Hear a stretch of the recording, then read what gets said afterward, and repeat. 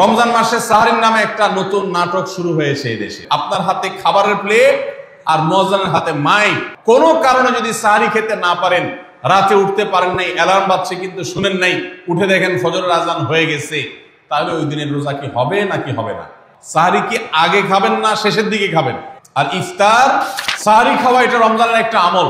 আপনি সারা বছর লাঞ্চ করেন, ডিনার করেন, দুপুরের খানা খান, রাতের খানা খান, সকালে ব্রেকফাস্ট নাস্তা করেন, কিন্তু এর কোনোটা ইবাদত হয় না, এর কারণে আপনি সওয়াব পাবেন না।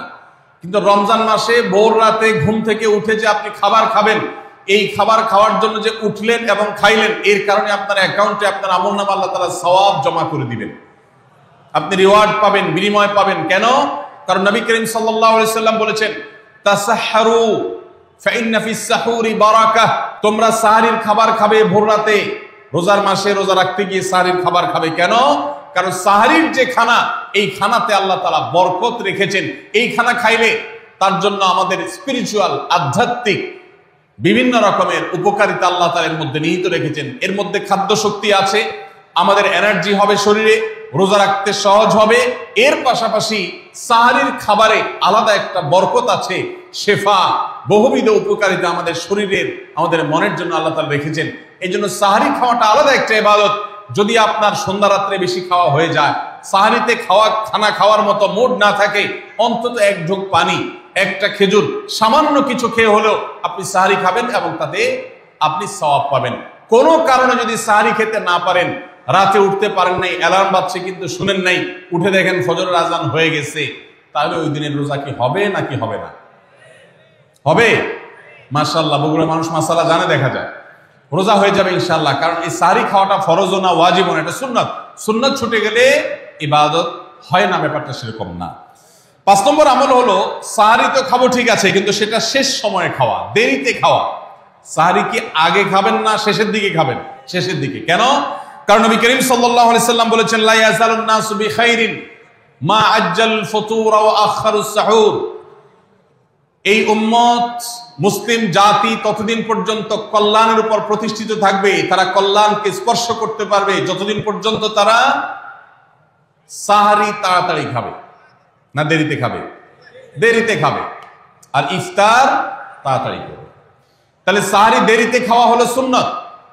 আমাদের দেশে গ্রামে অনেক মুরব্বীরা এখনো আছেন, রাত 12টা, 1টা, 2টা বাজে সাহরি খেয়ে শুয়ে থাকেন। তারা চিন্তা করেন পরে খাইতে গেলে আবার বর্ডার ক্রস হয়ে যায় কিনা, সীমা লঙ্ঘন হয়ে যায় কিনা, রিস্ক নেওয়ার দরকার কি, এই জন্য 12টার সময় খেয়ে রাখি। এটার কারণে সাহরি খাওয়ার সওয়াব পাবেন ঠিকই, কিন্তু দেরিতে সাহরি খাওয়ার যে সুন্নত, সেই সুন্নত আদায় হবে না। এই জন্য দেরিতে খাবেন। দেরিতে খাওয়ার মানে আবার এরকম দেরি না যে আপনি আর মুয়াজ্জিন সাহেব দুজন কম্পিটিশন করছেন, আপনার হাতে খাবারের প্লেট আর মুয়াজ্জিনের হাতে মাইক, আপনি আগে শেষ করেন আর মুয়াজ্জিন আগে আজান দিবে, কম্পিটিশন চলছে। এত দেরি করে একেবারে লাস্ট মিনিট পর্যন্ত খাওয়া সুন্নত নয়। কথা কি বুঝাতে পারছি? কয়েক মিনিটের গ্যাপ রেখে তারপরে খাবার শেষ করবেন। কারণ নবী করিম সাল্লাল্লাহু আলাইহি সাল্লাম সাহরি খেয়ে শেষ করে ফজর নামাজ শুরু করতেন, এর মধ্যে 50টা আয়াত পড়ার মতো গ্যাপ রাখতেন, অর্থাৎ প্রায় 10 মিনিটের মতো একটা গ্যাপ থাকতো। এই জন্য আমরা একটা গ্যাপ রেখে তারপর সাহরি শেষ করব। অর্থাৎ ফজরের আজান যদি হয় উদাহরণস্বরূপ 5টা 25-এ বা 30-এ, তাহলে আমরা 2-4 মিনিট আগে সাহরি খেয়ে শেষ করবো ইনশাআল্লাহ। তাহলে সাহরি দেরি করে খাওয়া, শেষের দিকে খাওয়াটা সুন্নত। আল্লাহ আমাদেরকে আমল করার তৌফিক দান করুন। রমজান মাসে সাহরির নামে একটা নতুন নাটক শুরু হয়েছে এই দেশে, সেটার নাম হলো সাহরি পার্টি। আপনারা শুনেছেন, বিশেষ করে শহরের ছেলেফেলেরা, ইউ পোলাপান, তারা আজকাল ভোর রাতে বন্ধু বান্ধব সহ রেস্টুরেন্টে গিয়া সাহরি পার্টির আড্ডা বাইর করছে। শয়তানি এবং ফাইজলামির আর কোনো জায়গা নাই, সাহরির জন্য পার্টি বাইর করছে, তাও আবার ছেলে মেয়ে একসাথে মিলেমিশে। ভাইরা আমার, সাহরি খাওয়া ইবাদত, এবং সাহরির এই সময়টা দোয়া কবুলের সময়, তাহাজ্জুদের সময়। আল্লাহ তাআলা দুনিয়ার আকাশ থেকে ডেকে ডেকে বান্দাকে ক্ষমা করেন। এই সময়টাতে আড্ডাবাজি করা, এটা হতভাগা ছাড়া আর কারোর কোনো কাজ হতে পারে না। এরপরে 6 নম্বর আমল হলো ইফতার করা। রোজা রেখেছেন কিন্তু ইফতার করেন নাই, রোজা হয়ে যাবে কিন্তু সুন্নাত আদায় হবে না। এই জন্য ইফতার করা একটা সুন্নাত। আল্লাহ তাআলা আরহামুর রাহিম, এমন একটা মাস রমজান মাস, সারা বছর কিন্তু আমরা নাস্তা করি, সারা বছর যেটা নাস্তা করি রমজানে সে নাস্তাই করি, পার্থক্য হলো সারা বছর নাস্তা করি সকালে, রমজান নাস্তা করি সন্ধ্যায়। মানুষ দীর্ঘ সময় না খেয়ে থাকার পরে যে খাবার খায় সেটাকেই ব্রেকফাস্ট বলে, সেটাকেই নাস্তা বলে। আরবিতে যে ইফতার বলা হয়, এই ইফতার শব্দের অর্থ কিন্তু নাস্তা। ইফতার শব্দের অর্থ কি? নাস্তা। সারা বছর নাস্তা খেলে কোনো সওয়াব হবে, কিন্তু রমজান মাসে আপনি যদি সারাদিন উপবাস থাকার পর সন্ধ্যায় ব্রেকফাস্ট করেন, অর্থাৎ ইফতার করেন, তাহলে আল্লাহ তাআলা আপনাকে সুন্নাত পালন করার সওয়াব দিবেন। এই জন্য ভাই, ইফতার করা একটা সুন্নাত। 7 নম্বর, ইফতার আবার তাড়াতাড়ি করা আরেকটা সুন্নাত। এটা 7 নম্বর আমল, ইফতারটা একটু তাড়াতাড়ি করা। তাড়াতাড়ি করা মানে কি? সূর্য ডুবার 2-4 মিনিট আগে। কি বলেন? তাহলে তাড়াতাড়ি কেমনে হলো? তাড়াতাড়ি মানে হলো সূর্য ডুবার সাথে সাথে করা, বিলম্ব বা দেরি না করা।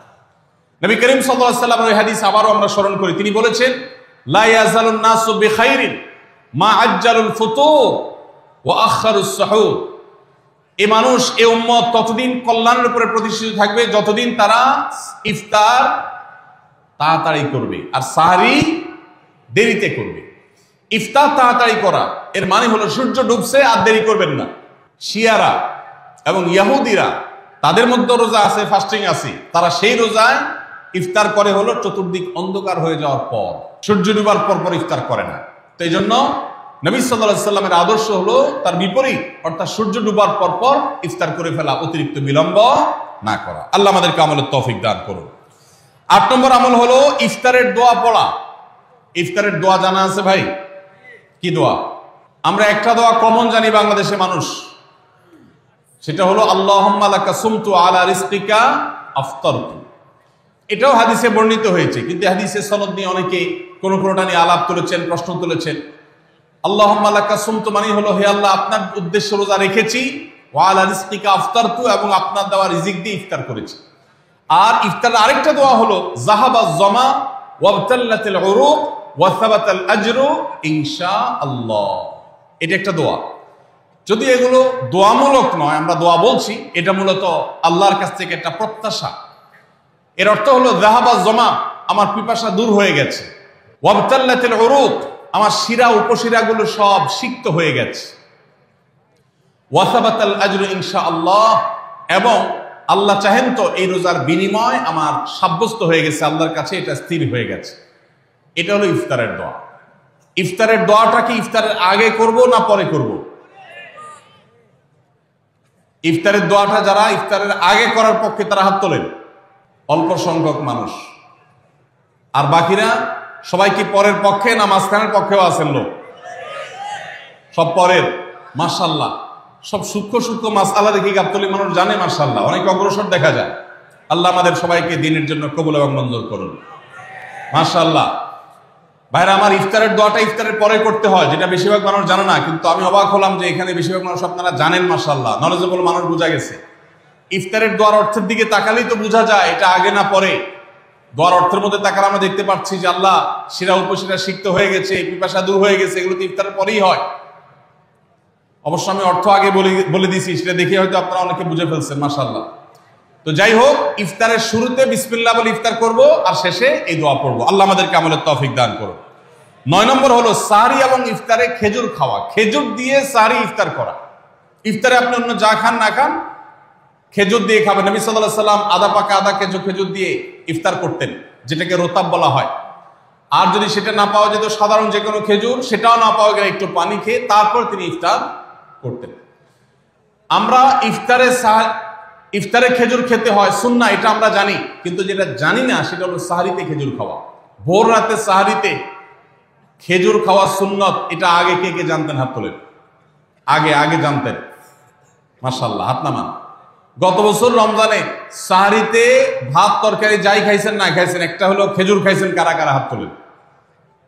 মাশাআল্লাহ, এদিকে সব আমল করা মানুষ, মাশাআল্লাহ। তাহলে তার ওয়াজ টোয়াজের কোনো দরকার নেই। এত নলেজেবল মানুষ, এত আমলদার মানুষ যদি এলাকায় থাকে, তাহলে ওয়াজের দরকারটা কি? আল্লাহ আমাদের সবাইকে আমলের তৌফিক দান করুন। ভাইরা আমার, ইফতারে খেজুর খাওয়া যেমন সুন্নাত, সাহরিতেও খেজুর খাওয়া সুন্নাত, কিন্তু খেজুর খাওয়া কোনো ফরজ ওয়াজিব না। খেজুরের দাম বেশি হয়ে গেছে, আপনি কিনতে অপারগ। যদি একটা খেজুরও পুরো রমজানে না খান, আপনার রোজার কোনো অসুবিধা হবে। তবে নবী সাল্লাল্লাহু আলাইহি ওয়াসাল্লাম যেহেতু ইফতার এবং সাহরিতে খেজুর খেতেন, আর খেজুরে প্রচুর পরিমাণ সুগার আছে, উপকারী, যেটা মানুষের স্বাস্থ্যের জন্য উপকারী, প্রচুর পরিমাণ এনার্জি আছে, খাদ্য শক্তি আছে, সারাদিন রোজা রেখে আমাদের যে সুগারের ঘাটতি হয় সেটা পূরণ করার জন্য সহায়ক হয়। এই জন্য সাহরি এবং ইফতারে খেজুর খাওয়া এমনিতেও উপকারী। আর নবী সাল্লাল্লাহু আলাইহি ওয়াসাল্লামের সুন্নাহ, তিনি বলেছেন নি'মা সাহুরুল মুমিনি আত-তামার, ইমানদারের সাহারির আইটেমের মধ্যে সবচেয়ে বেস্ট উত্তম হলো খেজুর। এজন্য অন্য যাই খান না খান, একটু হলো, এক পিস হলো খেজুর খাবেন, ইনশাআল্লাহ সুন্নাত আদায় করার নিয়তে খেলে এই খেজুর সুন্নাতটা আদায় হয়ে যাবে। আল্লাহ তাআলা তা চাহেন তো।